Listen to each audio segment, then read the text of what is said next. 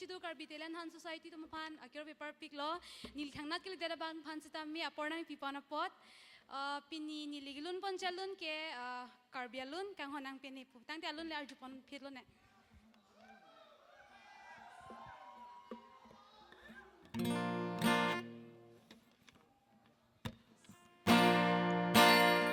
ado ko iluna pelo ne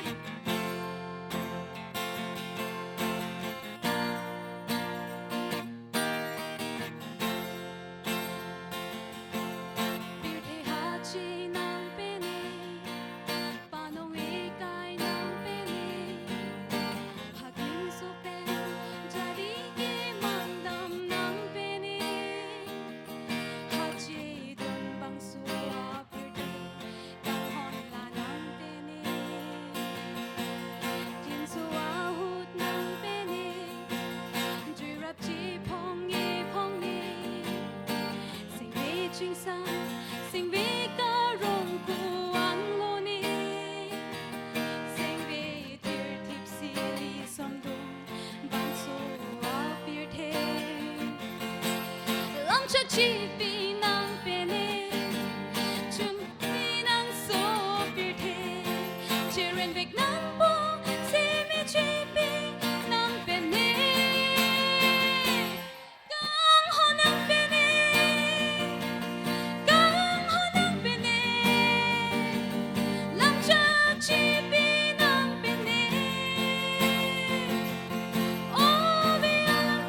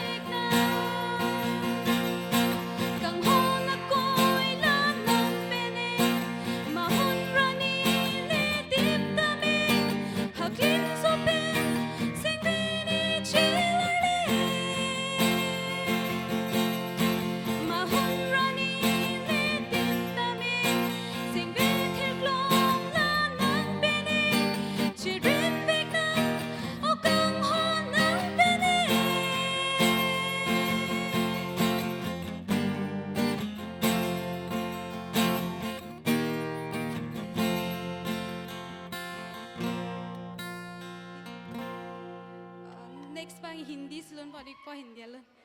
Dia pon tha nili thang preparation me pin pen sipin winang London exam do bom pen pini busy mat